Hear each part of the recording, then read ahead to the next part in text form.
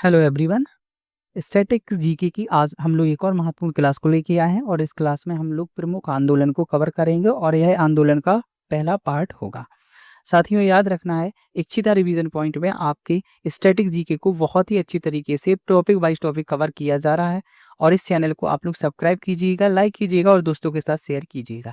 आज की क्लास में हम लोग प्रमुख टॉपिक को लेके आए हैं जिसका नाम है प्रमुख आंदोलन। ये इतिहास के मतलब से यह बहुत ही महत्वपूर्ण टॉपिक है और यह जो टॉपिक है वो SSC, railway, UP triple SC, state exam और अन्य कोई भी एग्जाम हो उसमें इससे कोई ना कोई प्रश्न देखने के लिए मिलता है। तो आइए हम लोग इसको स्टार्ट करते हैं और सबसे पहले एक रूपरेखा बनाने की तैयार करते हैं कि आखिरकार हम इस वीडियो के में देखेंगे क्या क्या। तो इस वीडियो में हम लोग प्रमुख आंदोलनों को कवर करेंगे, जैसे जो सामाजिक आंदोलन हुए हैं समाज को सुधारने के लिए उनको कवर करेंगे और 1857 की जो क्रांति हुई थी उसको कवर करेंगे और प्रमुख राजनीतिक विद्रोह जो हुए उनको हम लोग कवर करेंगे। तो चलिए हम लोग शुरुआत करते हैं। तो सबसे पहले हम लोग प्रमुख सामाजिक सुधार आंदोलन को शुरू करते हैं और पहुंच जाते हैं वेस्ट बंगाल, यानी कि भारत की पूर्वीय क्षेत्र में जो प्रमुख समाज सुधारक आंदोलन हुए उनके बारे में समझेंगे। वो सभी के सभी आंदोलन पश्चिम बंगाल से संबंधित हैं। तो कहीं कलकत्ता पड़ता है, वहीं से ही ये आंदोलन स्टार्ट हुई है। कुल मिला के हम ये बात याद रखेंगे कि ये बंगाल से संबंधित आंदोलन है। तो हम इनमें कौन कौन से आंदोलन की बात करेंगे? आत्मीय सभा की बात करेंगे, ब्रह्म समाज की बात करेंगे, आदि ब्रह्म समाज की बात करेंगे, यंग आंदोलन की बात करेंगे। तो आप लोगों को आत्मीय समाज जैसे ही सुना होगा नाम, तुरंत ही राजा राम मोहन राय की याद आई होगी। ब्रह्म समाज की सुनते ही बात याद आई होगी राजा राम मोहन राय की। तो हम लोग इन सभी चीजों को स्टार्ट करते हैं। तो एक एक करके पढ़ते हैं। सबसे पहले आत्मीय समाज की बात करते हैं।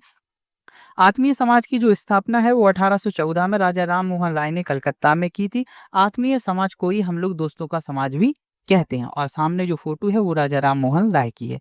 इस सुधार आंदोलन का जो उद्देश्य था वो उद्देश्य था बेकांत के एकेश्वरवादी सिद्धांत, आदर्शीय विचार और जातिवाद रूढ़ियों के खिलाफ अभियान चलाना। ये इस सिद्धांत का इस आंदोलन का प्रमुख उद्देश्य था। इसके बाद साथियों हम लोग आते हैं ब्रह्म समाज के ऊपर। तो ब्रह्म समाज की स्थापना भी राजा राम मोहन राय ने की थी और 1828 में इसकी स्थापना की थी। गौर करने वाली बात है कि अगर हम लोग आत्मीय सभा पे बात करें तो इसमें स्थापना 1814 में हुई थी। इसी में हम 2 का मल्टीप्लाई कर दें 14 में तो बन जाता है 1828। तो ब्रह्म समाज की जो प्रमुख नेता थे वो हमें याद रखना है, जैसे कि राजा राम मोहन राय, देवेंद्रनाथ टैगोर, केशव चंद्र सेन। देखें, राजा राम मोहन राय इसकी स्थापना से संबंधित बात है। देवेंद्रनाथ टैगोर जो हैं वो राजा राम मोहन राय के बाद ब्रह्म समाज का जिसने नेतृत्व किया वो कौन थे? देवेंद्रनाथ टैगोर थे। केशव चंद्र सेन की बात की जाए तो ब्रह्म समाज की जो प्रमुख नेता हैं जिन्होंने इसे अधिक उदार और प्रगतिशील बनाने में महत्वपूर्ण भूमिका निभाई वो कौन थे? केशव चंद्र सेन। तो अगर कोई क्वेश्चन पूछ ले कि ब्रह्म समाज का जो आंदोलन शुरू हुआ था उसको महत्वपूर्ण किसने बनाया, तो उसका आंसर हो जाएगा केशव चंद्र सेन ने। इसके बाद साथियों हम लोग आदि ब्रह्म समाज के ऊपर आए। तो आदि ब्रह्म समाज की स्थापना कोलकाता में हुई थी और देवेंद्रनाथ टैगोर जी ने की थी। वो आपके सामने दिखाई दे रहे हैं और ये कब की गई थी? 1866 में की गई थी। ब्रह्म समाज की जो एक प्रमुख जो शाखा है उसी को ही हम लोग आदि ब्रह्म समाज कहते हैं। आदि ब्रह्म समाज ने हिंदू धर्म में सुधार लाने और सामाजिक बुराइयों को दूर करने में एक महत्वपूर्ण भूमिका निभाई। आधुनिक भारत में इस आंदोलन का एक महत्वपूर्ण योगदान माना जाता है। तो ये जो बात है वो आदि ब्रह्म समाज से संबंधित है। इसके बाद हम लोग साथियों आते हैं यंग बंगाल आंदोलन में। यंग बंगाल आंदोलन की बात करें तो यह 19वीं शताब्दी यानी कि 1931 में शुरू हुआ था और यहाँ पर जो फोटो आपको दिखाई दे रही है वो फोटो है हेनरी लुई विवियन डेरोजियो की। आपको बस इतना याद रखना है डेरोजियो, यहाँ पर इनका नाम लिखना भूल गए हैं जिन्होंने यंग आंदोलन की शुरुआत की थी। तो हेनरी डेरोजियो ये नाम आपको याद रखना है। देखिए यह एक युवा एंग्लो इंडियन शिक्षक थे और इस आंदोलन ने भारतीय समाज पर एक स्थायी प्रभाव डाला जिससे सामाजिक सुधार और राष्ट्रवाद के विकास को बढ़ावा मिला है। तो ये इम्पोर्टेंट बात है। इसके बाद साथियों हम लोग आ जाते हैं भारत के पूर्वी क्षेत्र में। तो वहां पर जो प्रमुख सामाजिक सुधार आंदोलन हुए वो महाराष्ट्र से उठे और उन आंदोलनों में नाम है आर्य समाज, प्रार्थना समाज, पूना सार्वजनिक समाज, सत्यशोधक समाज, दीनबंधु सार्वजनिक समाज। तो इन सभी चीजों को हम लोग एक एक करके पढ़ते हैं। तो सबसे पहले जानकारी लेते हैं प्रार्थना समाज की, क्योंकि ये 1867 में आत्माराम पांडु जी द्वारा शुरू किया गया था। इसकी स्थापना अच्छा इसमें अगर हम लोग 2 व्यक्तियों की बात की जाए तो इसमें से जो पहले जो सफ़ेद कलर में हैं, उनकी बात की जाए तो वही हैं आत्माराम पांडुरंग जी और उनके बगल में जो हैं वो हैं गोविंद रनाडे जी। तो हम लोग बात कर रहे हैं तो इसकी जो महत्वपूर्ण जो स्थापना हुई थी तो इसमें जो योगदान जिन्होंने दिया था आत्माराम पांडुरंग जी के साथ में वो थे महादेव गोविंद रनाडे जी और साथ में थे केशव चंद्र सेन जी। केशव चंद्र सेन जी क्यों इम्पोर्टेंट है क्योंकि इनकी प्रेरणा के कारण ही ये आंदोलन महाराष्ट्र से शुरू हुआ था। इसके बाद साथियों प्रार्थना समाज का उद्देश्य क्या था तो एक ईश्वर में विश्वास और उसकी पूजा पर जोर देना, मूर्ति पूजा और कर्म कांडों का विरोध करना, जाति प्रथा, बाल विवाह, विधवाओं के पुनः विवाह जैसी जो सामाजिक बुराइयां थी उनका विरोध करना, महिला शिक्षा को बढ़ावा देना, सामाजिक समानता और न्याय की स्थापना करना, ये उद्देश्य में आते हैं इसके। अब हम लोग बात करते हैं पुनः सार्वजनिक समाज की।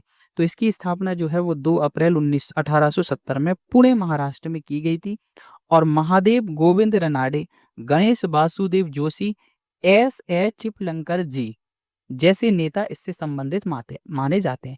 तो यहाँ पर जो 2 फोटो दिखाई दे रही हैं, उनमें से अगर हम लोग बाईं साइड देखें तो महादेव गोविंद रनाडे जी हैं और दाएं साइड देखी जाए तो गणेश वासुदेव जोशी हैं और तीसरे व्यक्ति जो हैं वो एस एस चिपलंकर जी हैं।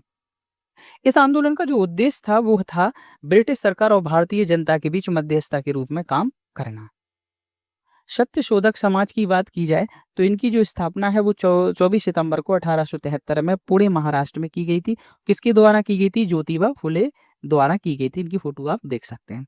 इसके बाद आर्य समाज की बात की जाए तो आर्य समाज की जो स्थापना है वो 1875 में की गई थी और ये महत्वपूर्ण क्यों रहा कि आर्य समाज ने भारत में सामाजिक, धार्मिक और राजनीतिक क्षेत्र में महत्वपूर्ण प्रभाव डाला। इस वजह से ये बहुत इंपॉर्टेंट है। आर्य समाज की स्थापना किसके द्वारा की गई? स्वामी दयानंद सरस्वती द्वारा 1875 में।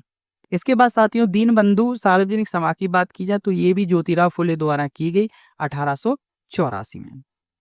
इसके बाद साथियों हम लोग 1857 की क्रांति पर आते हैं और 1857 की क्रांति के बारे में जो होगा वो आप लोगों के सामने बताया जाएगा। तो सबसे महत्वपूर्ण जानकारी ये है कि 1857 की क्रांति को ही हम लोग भारतीय स्वतंत्रता का प्रथम संग्राम भी कहते हैं। इसी को ही हम लोग सिपाही विद्रोह के नाम से जानते हैं। ये 3 नाम जो हैं वो एक दूसरे से कनेक्ट है, याद रखना।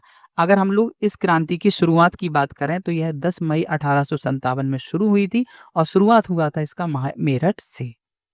तो हम लोग साथियों इसकी महत्वपूर्ण बात करते हुए पहुंच जाते हैं कि उस समय जो भारत के गवर्नर थे वो कौन थे। कभी-कभी एग्जाम में पूछ लेते हैं कि 1857 की क्रांति हुई थी, उस समय भारत का गवर्नर कौन था? तो उस समय भारत का गवर्नर कैनिंग था। और उस समय कभी क्वेश्चन ऐसा भी पूछा गया कि भारत के जो ब्रिटिश का जो पीएम था वो कौन था? तो उस समय ब्रिटिश की पीएम जो थे पॉम स्टर्न थे। इसके बाद साथियों हम लोग प्रमुख केंद्र की बात करें कि 1857 की क्रांति के प्रमुख केंद्र कौन-कौन से रहे? तो मेरठ, दिल्ली, कानपुर, लखनऊ, झांसी, ग्वालियर। मेरठ, दिल्ली, कानपुर, लखनऊ, झांसी, ग्वालियर। क्रम से याद रखना जरूरी नहीं है, जैसा भी हो बस याद रखना। ये यहाँ के प्रमुख केंद्र रहे हैं। प्रमुख नेता की बात करें तो कोई भी जरूरी नहीं है कि आप इनको क्रम से याद रखें, बस याद रखना जरूरी है। बहादुर शाह जफर, नाना साहब, रानी लक्ष्मीबाई, बेगम हजरत महल, मंगल पांडे, ये प्रमुख नेता रहे जो 1857 की क्रांति से जुड़े हुए माने जाते हैं। इसके बाद हम लोग कारण की बात कर लें तो इसमें कोई निश्चित कारण नहीं है। पुराने कारण जो माने जाते हैं वो राजनीतिक विलय माना जाता है, आर्थिक संकट माना जाता है, सामाजिक धार्मिक हस्तक्षेप माना जाता है, सैन्य भेदभाव माना जाता है। ये पुराना जो कारण थे वो माने जाते थे, लेकिन तत्कालिक जो कारण निकल के आया उसमें सिर्फ यही माना गया कि गाय और सुअर की जो चर्बी से बने एनफील्ड जो राइफल कारतूस थे जिनको मुंह से निकाल के इस्तेमाल किया जाता था, इसके कारण जो हिंदू लोग थे वो भड़क गए थे। ये एक प्रमुख कारण या भारतीय लोग जो भड़क गए थे उनका प्रमुख कारण ये माना जाता है। तो इसके बाद हम लोग परिणाम की बात कर लें कि आखिर 1857 की क्रांति हुई तो इसका परिणाम क्या निकला और भी डिटेल में जानेंगे कि क्या परिणाम निकला। तो कुल मिला के अभी छवि बनाए तो ईस्ट इंडिया कंपनी का अंत हो गया और भारत को प्रत्यक्ष ब्रिटिश काउंट शासन के अधीन लाया गया 1858 में। कौन कहाँ से नेतृत्व कर रहा था 1857 की क्रांति का? तो इसके बारे में भी जानकारी करते हैं क्योंकि ये एग्जाम में पूछते हैं। कानपुर से नाना साहब तात्या टोपे जी विद्रोह कर रहे थे इसका। लखनऊ से बेगम हजरत महल विद्रोह कर रहे थे। झांसी से रानी लक्ष्मीबाई जी, प्रयागराज से लियाकत अली, बरेली से खान बहादुर खां, दिल्ली से जनरल बख्त खां और बहादुर शाह, जफर द्वितीय विद्रोह में थे। जगदीशपुर से कुंवर सिंह, फैजाबाद से मौलवी अहमद उल्लाह। मौलवी अहमद उल्लाह को हम लोग डंका साहिब से भी जानते हैं। असम से मनीराम बरुआ, गोरखपुर से गजोधर सिंह, कोटा से जय दयाल, बिहार से कुंवर सिंह, अमर सिंह। तो कुछ इसमें से इंपोर्टेंट नाम है जो आपको याद रखना ही पड़ेंगे। बिहार से कुंवर सिंह, अमर सिंह। दिल्ली से बख्त खां, बहादुर शाह जफर द्वितीय, जगदीशपुर कुंवर सिंह, फैजाबाद अहमद उल्लाह, कानपुर, झांसी, लखनऊ, प्रयागराज, बरेली। ये कुछ नाम हैं जो कि आपको इम्पोर्टेंट है, याद रखना ही पड़ेंगे। इसके बाद साथियों अंत में क्या हुआ 1857 की क्रांति को, तो 20 जून 1858 में ये क्रांति ग्वालियर में जाकर समाप्त हुई और 8 जुलाई 1858 में कैनिंग के द्वारा जो शांति घोषणा पत्र है वो जारी किया गया। लेकिन 1859 तक कुछ कुछ जगह पर यह विद्रोह सक्रिय बना रहा। क्या क्या परिणाम निकले इनके बारे में एक बार और देख लेते हैं। ईस्ट इंडिया कंपनी के शासन का अंत खत्म, ब्रिटिश ताज का सीधा शासन शुरू, भारतीय सेना का पुनर्गठन हुआ, भारतीयों में राष्ट्रवाद का उदय हुआ, मुगल सत्ता का अंत हुआ। इसके बाद साथियों अब हम लोग आ जाते हैं प्रमुख राजनीतिक विद्रोह पे, जिसमें हम लोग देखते हैं बहावी विद्रोह। बहावी विद्रोह पटना के पेशेवर से शुरू हुआ। इससे जो संबंधित व्यक्ति हैं वो हैं सैयद अहमद खान, जो आपके सामने दिखाई दे रहे हैं।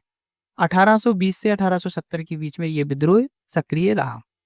सन्यासी विद्रोह की बात करें तो बंगाल से सन्यासी विद्रोह की शुरुआत हुई। केना सरकार इस विद्रोह से संबंधित मुख्य पात्र हैं।